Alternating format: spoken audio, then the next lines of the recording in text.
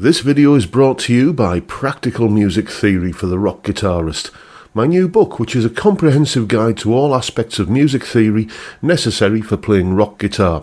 From blues to the cycle of fifths, from understanding and using modes to choosing the right notes for a melodic solo, from pentatonic scales to chord construction and keys. It's all covered in a clear and concise manner. With accompanying video demonstrations, jam tracks and tabs, you'll learn to use the knowledge you gain in accessible ways that make sense for less than the cost of a few guitar lessons. Check out the link in the description for more details.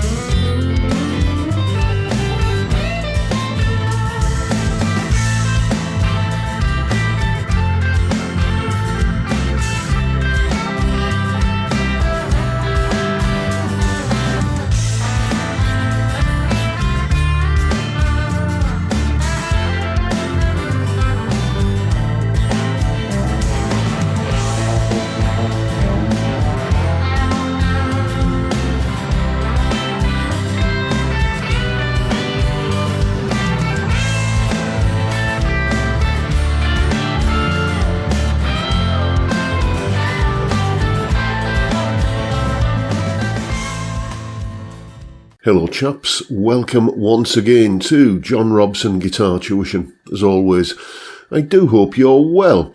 That was me just having a little bit of fun in a kind of a laid-back manner in the key of A minor.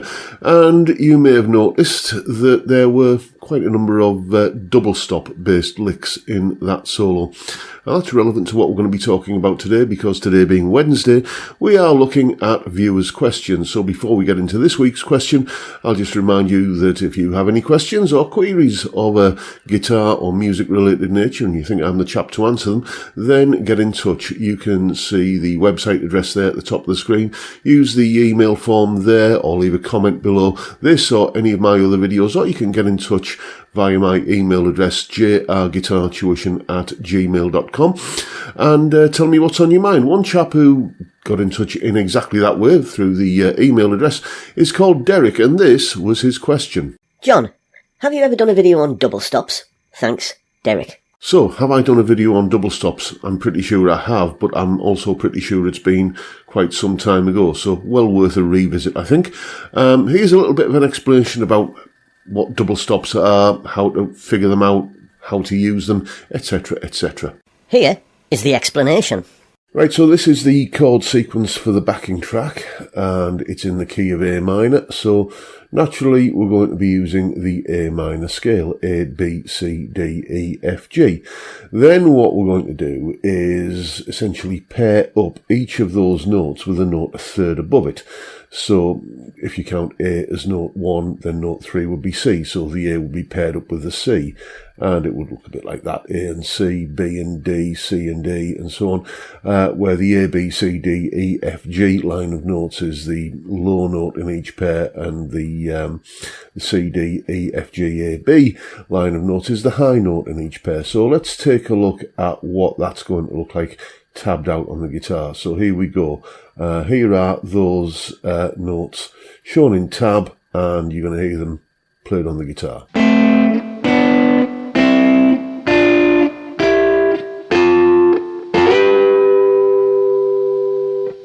Then what we can do is essentially invert that. So basically the low notes and the high notes swap places. This is going to give us sixths. So once again, let's take a look at this line of notes here.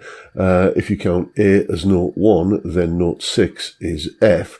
So we're going to pair up the A and the F together. And you notice that in that pair, A is the low note, F is the high note. And if you look at the example above, you can see that when F is the low note, A is the high note. So these two sets of double stops are just basically inversions of each other. And once again, let's take a look at what these sixths look like on the guitar, and let's see what they sound like. So here we go.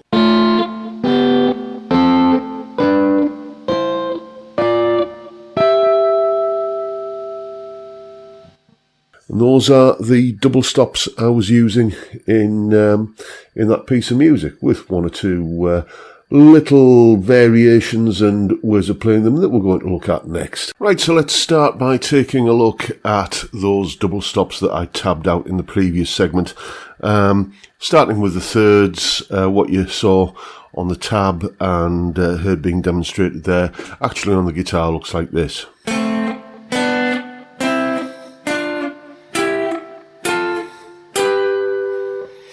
And the sixths, second lot of double stops that we looked at, look like this.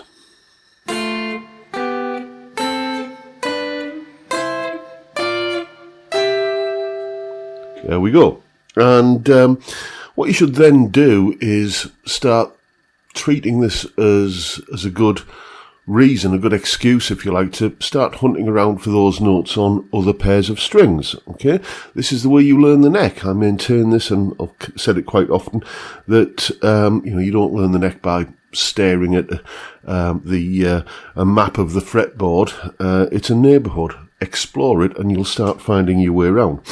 So, starting maybe on the A note here and the C note here, we can get the thirds going like this.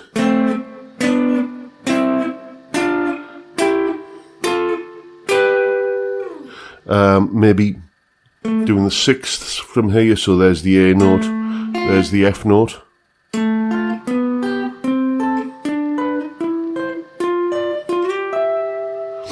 And all sorts of other places that you can find these things on the guitar. Have a hunt round and have an explore for those pairs of notes wherever you can find them on various string pairs.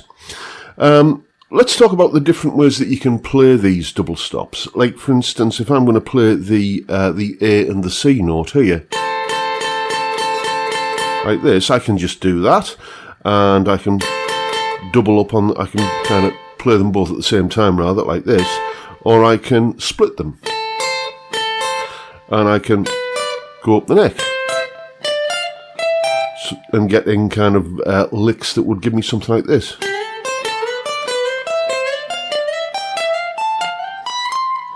That kind of thing. Great way of creating runs that come up the neck. There's one that I use all the time in various solos and demo pieces that goes like this.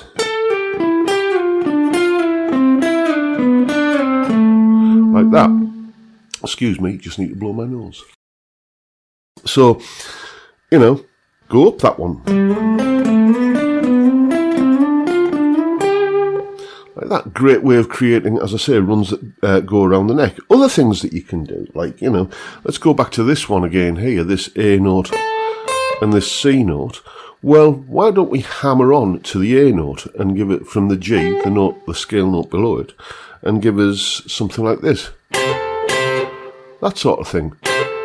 You hear that sort of thing all the time in solos, and then you can kind of do some descending scale thing.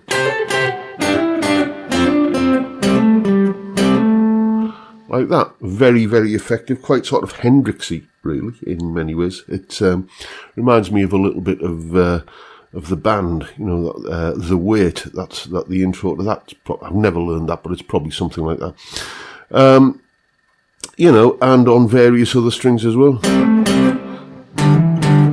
Just creating, there's the double stop, hammer onto that note, there's the double stop, hammer onto that note.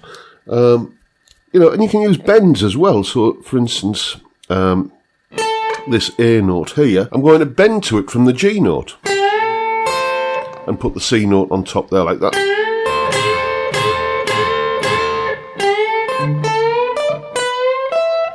And maybe create some kind of run using bends like that. There's limitless ways that you can employ these, but it all basically kind of comes down to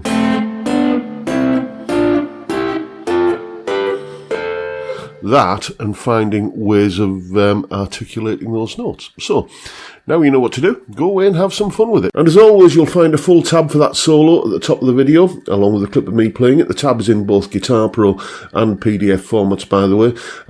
Full tab in both formats, clip of me playing it, that explanation you've just seen there, the lesson notes that you saw me kind of putting together in the first part of that explanation, and a jam track to play along with for yourself. All of that is up on my Patreon page. There's the address, link in the description. As I'm sure you know by now, it's $3 a month, and you get access to all of these additional goodies that go along with these YouTube videos. A massive thank you to everyone who supports me in that, or any of the other ways, all of which are linked down below in the description. And that's pretty much it for today, folks. Hope you've enjoyed the video and found it useful, entertaining and informative in equal measure. And if that's the case, please hit the subscribe button and the notification bell if you haven't already done so. Why not drop me a like as well while you're at it? And don't forget the live stream every Friday, 5 PM UK time. You know what happens. It's beer and chat, basically. We drink beer and we talk about stuff, guitar, music, whatever. It's a great way to kick off the weekend, and I'd love to see you there if you can make it. But for now, I'll bid you all a good day and say thank you so much for watching. Thank you for your time. Look after yourselves, folks. Stay well, stay safe, and above all, stay sane. Bye for now.